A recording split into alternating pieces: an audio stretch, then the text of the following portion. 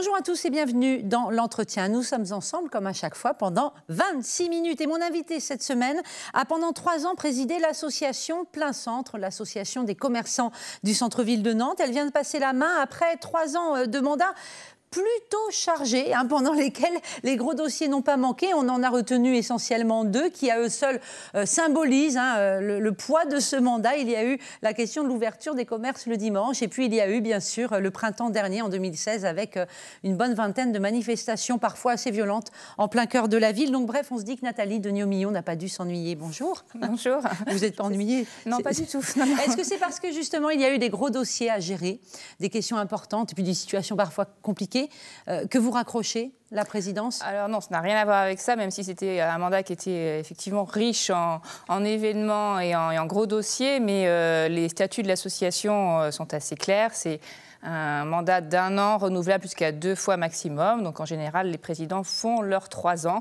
Voilà, je suis arrivée au terme de ces 3 ans. C'est pas comme en politique, hein. Il y a une limite. Il y a une limite. Après, il faut changer les statuts. Oui. L'idée, c'est de trouver un successeur à chaque fois. Bon, là, vous l'avez trouvé. Vous allez passer la main, on va le dire, à Olivier Dardet, qui est restaurateur dans le centre-ville, évidemment. On va peut-être voir un chiffre. C'est environ 400 commerçants, l'association Plein Centre, c'est ça? Ça, on a passé là-bas. Mais c'est quoi le boulot d'une présidente d'une asso comme ça? C'est déjà de représenter l'ensemble de tous ces commerçants. Là, on a passé la barre des 400 cette année, donc de représenter l'ensemble, quelle que soit leur structure, la taille de leur commerce, et de surtout les défendre, de faire en sorte de dynamiser le centre-ville de Nantes et de défendre sur une multiplicité de dossiers divers et variés, comme vous l'avez dit, aussi bien au niveau des politiques pour l'ouverture des dimanches avant Noël, mais ça peut passer des dossiers beaucoup plus du quotidien, comme le ramassage des cartons, comme la gestion des manifestations. De terrasses, des choses comme ça, quoi. Voilà. Et puis les animations, bien sûr, dans le centre-ville. Et pourquoi vous êtes commerçante, donc on l'a précisé dans votre présentation. Vous avez une boutique de déco et de création dans le quartier Château, dans ce coin-là. Comment vous est venue l'idée de prendre la tête de l'association des commerçants? Parce qu'il faut avoir une appétence quand même pour ça.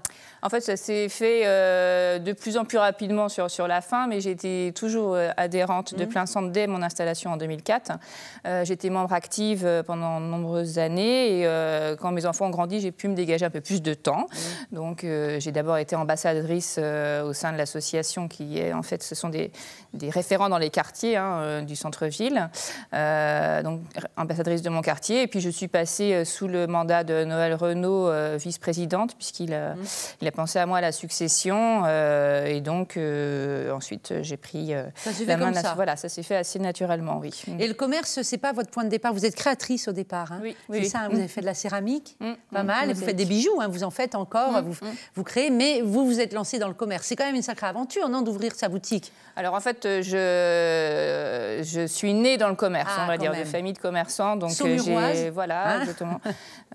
Saumuroise, bruxelloise, c'est un peu les deux. Je suis née à Bruxelles et donc j'ai toujours baigné dans le commerce et malgré naturel. Voilà, des études de lettres, je me suis penchée dans le commerce. Bon. Vous diriez quoi du commerce nantais? Qu'il est dynamique? Alors, il est très dynamique, il est varié, il a besoin d'encore beaucoup de soutien. Il est innovant, avec plein de nouvelles structures qui s'installent actuellement sur le centre-ville, qui ont trait avec les différences et la mode en fait, du commerce actuellement sur le territoire français. Donc, il a un bel avenir devant lui. Et qu'est-ce que vous diriez à ceux qui ont tendance à dire que les commerçants sont fatigants parce qu'ils se plaignent tout le temps? Il y a beaucoup de clichés sur les commerçants, bien sûr. Sur les petits commerçants, comme on dit de manière un peu péjorative parfois. Oui, de toute façon, les commerçants, c'est bien connu, ils râlent tout le temps. Oui, ils gagnent jamais assez de sous. C'est un métier qui, honnêtement, est très, très, très dur. Je pense qu'on n'a pas idée du niveau de difficulté que ça représente de tenir une boutique, en tout cas en tant qu'indépendant. Même les franchises, je veux dire, c'est vraiment c'est une remise en question qui est permanente. Donc, il faut vraiment avoir la passion. Sinon, on peut baisser les bras très rapidement rapidement. Il faut une certaine rigueur également. Mais c'est vrai que ces clichés, ils sont aussi le reflet d'une activité qui est en dents de scie. Donc on peut avoir des baisses de morale en fonction de la journée. Ça peut justifier la mauvaise humeur parfois des commerçants qu'on va interviewer. Voilà. Et le fait que ce soit un métier difficile, c'est ça que vous voulez dire en fait. Honnêtement, c'est très dur. Ouais, c'est super dur. Vous parliez du dynamisme. On va regarder un chiffre sur le renouvellement, le taux de renouvellement des boutiques en 2016 à Nantes. Regardez, 119 nouvelles installations dans le centre-ville de Nantes. C'était les chiffres de la CCI, Nantes-Saint-Nazaire.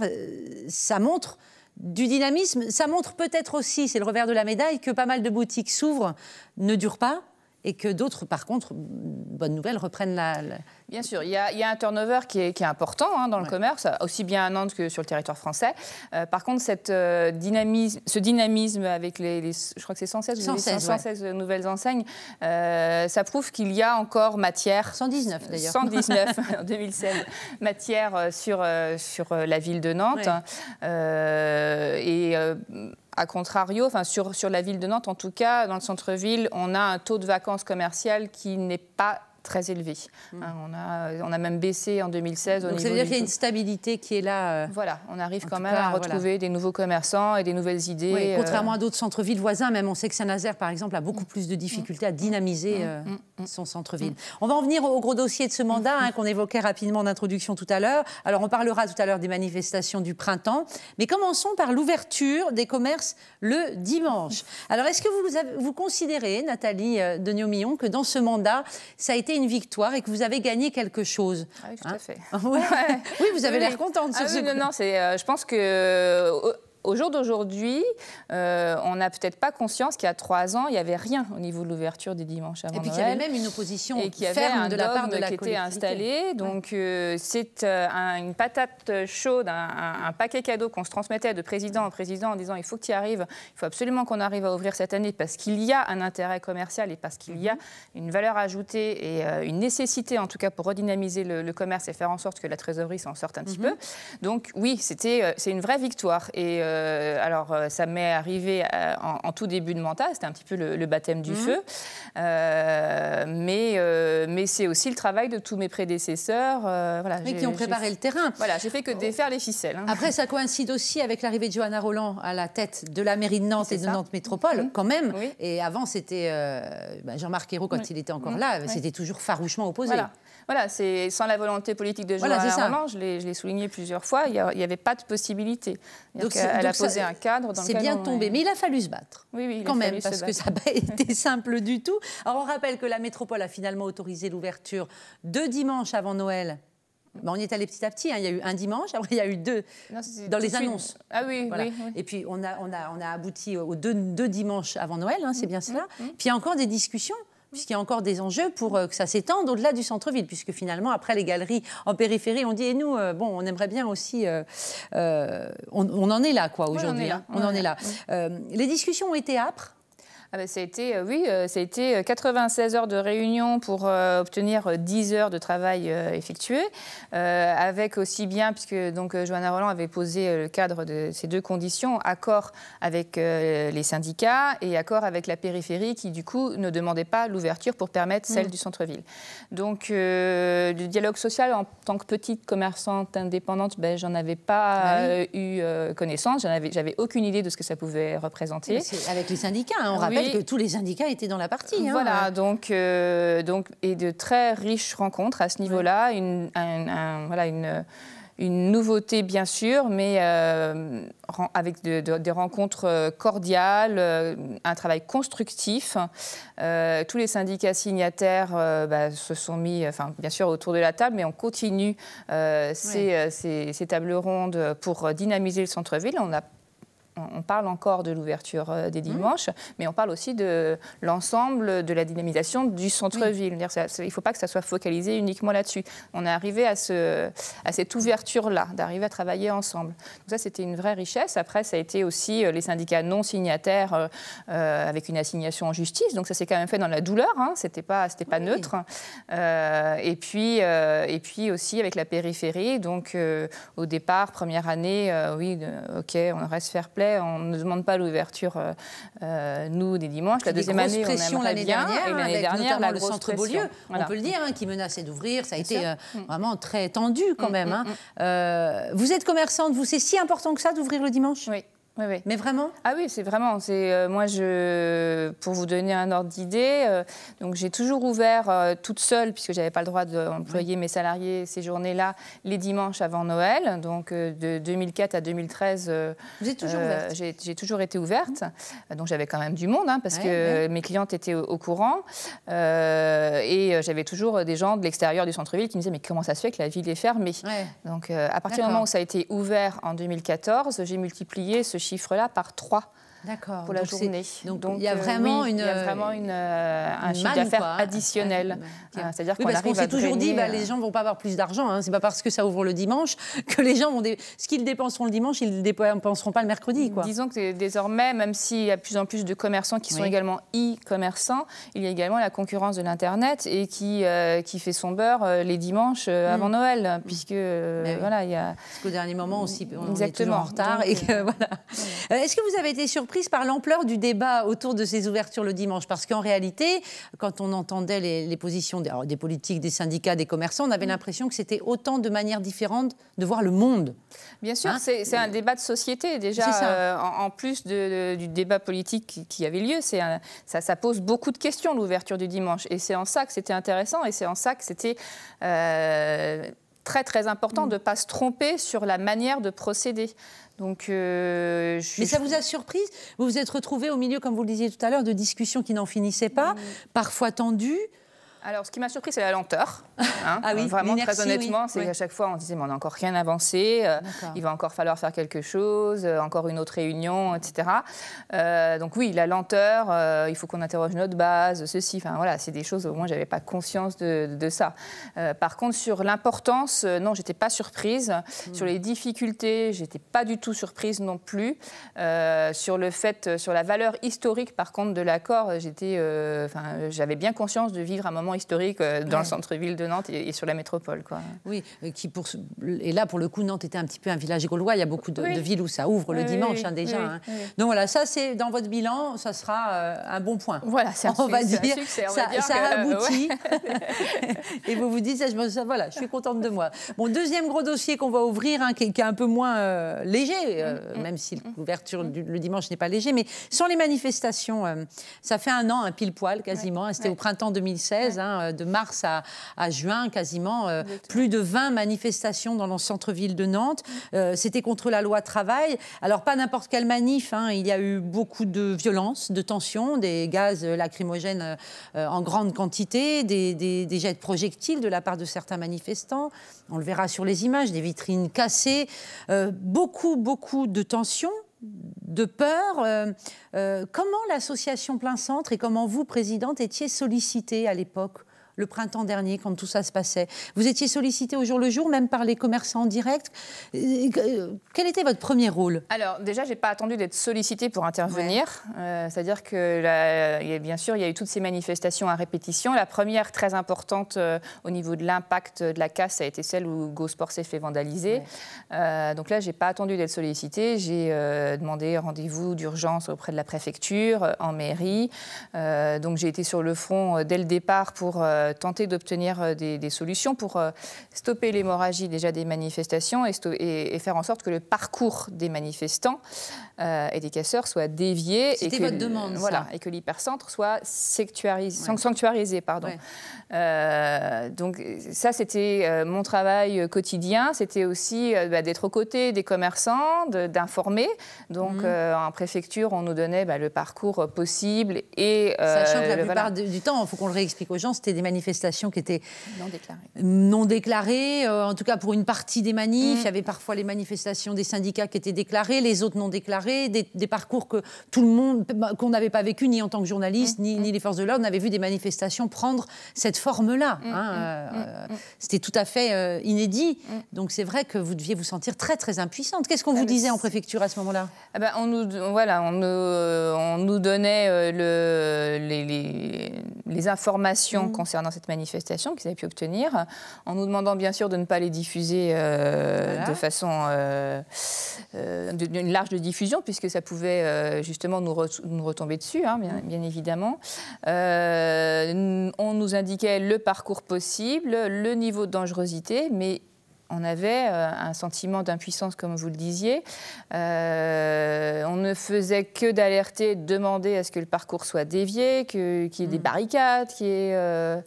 après, ça prenait un tel niveau d'ampleur, enfin une telle ampleur, un tel niveau de violence que... Parce qu'il y avait un ras-le-bol, on a senti ça chez les commerçants, bien sûr de la violence des manifs, de l'omniprésence des forces de l'ordre, de cet hélicoptère qui tournait en permanence. En fait, tout était oppressant. Tout était oppressant. Il y avait alors la colère, bien sûr, mais aussi le sentiment d'abandon total au niveau des commerçants. On disait, mais il n'y a plus personne qui s'occupe de nous. Et puis ce qu'on entendait dans la rue, c'était violent. Alors, ce qu'on voyait déjà, moi, j'ai la chair de poule quand je revois ces images. C'est vraiment un souvenir qui est très, très douloureux. Et voilà, une rue que je connais bien. Oui, et quand on entendait dans la rue, de toute façon, les casseurs en disant, on crachait. J'ai des commerçants dans le centre-ville qui se sont fait cracher dessus par des casseurs en disant, de toute façon, la loi travail, on n'en a rien à foutre. Ce qu'on veut, c'est vous démolir. Quand on entend ça, alors qu'on vient juste travailler, qu'on demande juste la liberté de pouvoir ouvrir et de mettre notre personnel et notre propre personne en sécurité, qu'on se retrouve à genoux derrière son comptoir avec la porte fermée, des clientes à l'intérieur. Enfin, c'était des scénarios qui étaient catastrophiques. Parce que la peur était là, quoi. Parce que c'est vrai qu'il y a eu des manifestations extrêmement violentes, très clairement, dans ce centre-ville. Alors, certes, très vite s'est posé la question des pertes pour les commerçants, dans certains secteurs en particulier. J'imagine que tout le centre-ville n'a pas été frappé, touché de la même manière, mais il y a eu un manque à gagner. En tout cas, ce sujet-là est très vite venu sur la table. Il a fallu aussi négocier. Bien sûr. Donc, on a organisé des réunions par rapport à cette indemnité demandée. Oui, tous les commerçants n'ont pas été impactés de la même manière, puisqu'il y a des commerçants qui ont les reins un peu plus solides, tout simplement. Il y a des commerçants qui n'étaient pas forcément sur le périmètre des manifestations ou pas exactement dans le parcours, qui ont été un peu plus protégés. Mais dans l'ensemble, on a tous trinqué au niveau des chiffres d'affaires. Ça a été une catastrophe au niveau des chiffres d'affaires, en tout cas ces journées-là. Et puis, il y a tous les commerçants qui venaient juste de s'installer, qui découvrent les joies du commerce avec celles des manifestations. Donc oui, on a organisé plusieurs dossiers de demande d'indemnité, à la fois auprès d'un cabinet d'avocats, pour faire une demande collégiale et collective. Bon, il n'y a pas eu suffisamment de dossiers pour que des dossiers de demande de la part des commerçants, c'est ça ? Voilà, pour faire une demande indemnitaire auprès du procureur de la République.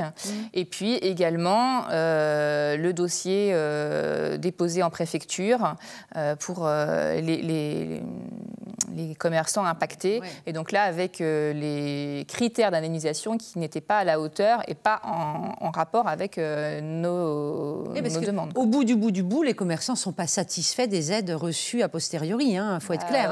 Au bout du bout, il y a eu 6 commerçants indemnisés. Voilà, et pas forcément les plus petits et ceux qui avaient été les plus fragilisés. Comment ça se... Si, ça n'a pas été sur des grosses structures. Mais de toute façon, les grosses structures ne pouvaient pas prétendre à une indemnisation étant donné les critères qui étaient... Voilà, il y avait un certain chiffre d'affaires, il ne fallait pas faire plus d'1 million de chiffre d'affaires, mais il fallait avoir au moins subi 30% de pertes et l'enveloppe était de 3 000 €. Donc à un moment donné... c'est très limité. Il n'y a pas grand-chose. Vous êtes amère avec le recul sur ce dossier-là ? Très.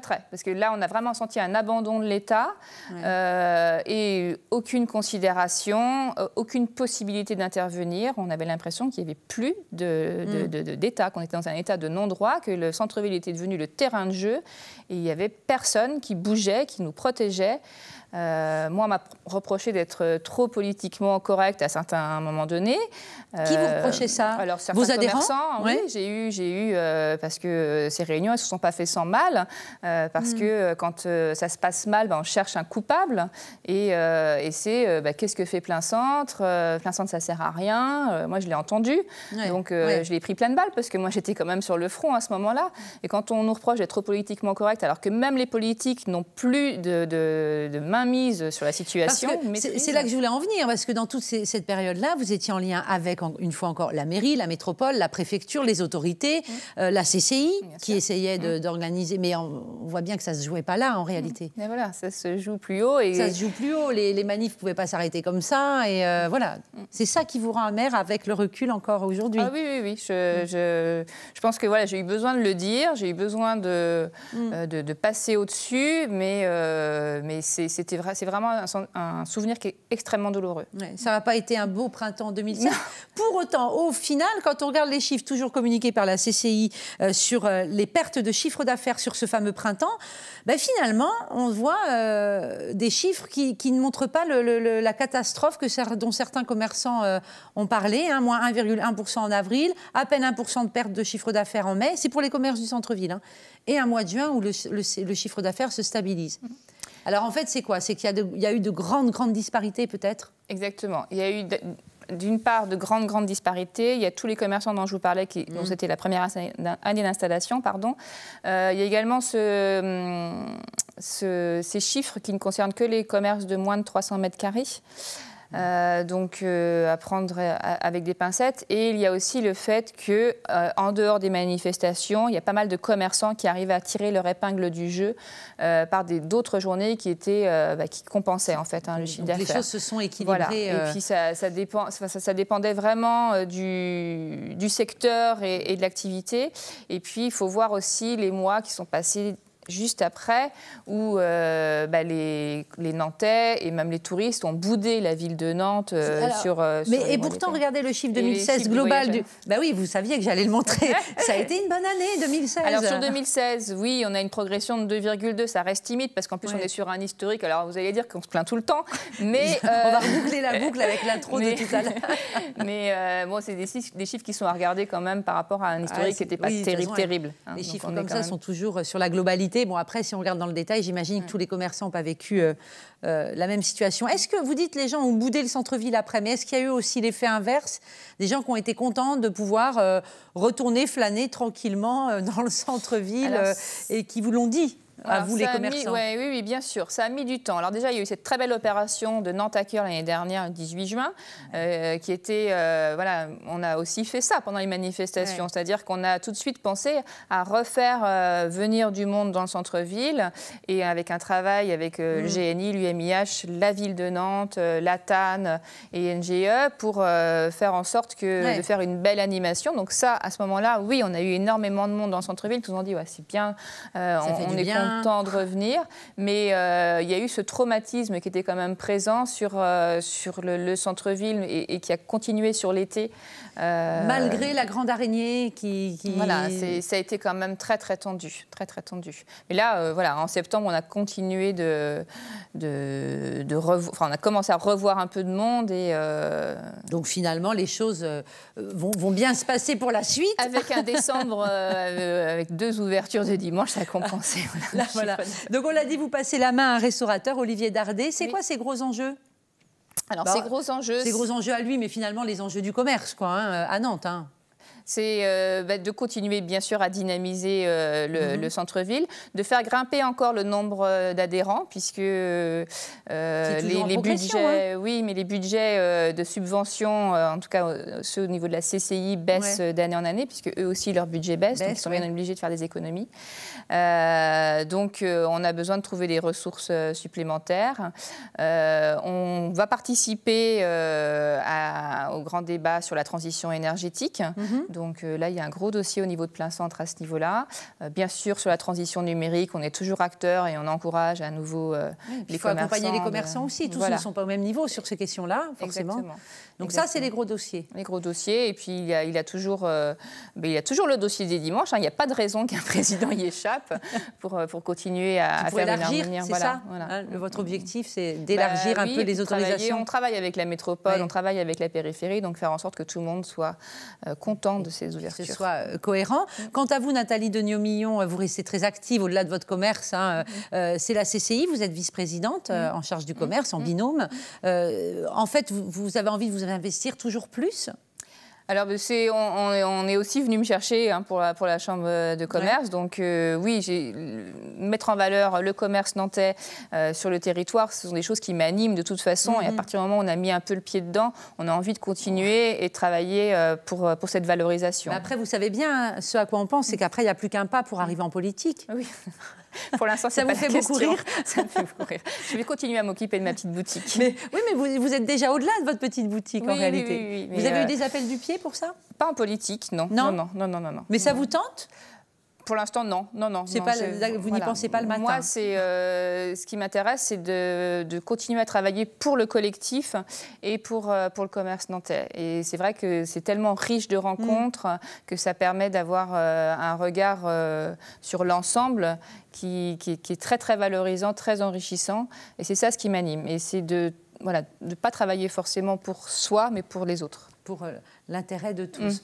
Merci beaucoup Nathalie Degnaud-Millon d'être venue nous rendre visite dans l'entretien. Merci à vous bien sûr de nous avoir suivis. On se retrouvera dans 2 semaines, ça sera le 2 juin. Et là l'émission n'aura rien à voir, on parlera pour le coup de politique puisqu'on sera quelques temps avant les législatives. Merci encore de votre venue et merci de votre fidélité. À bientôt.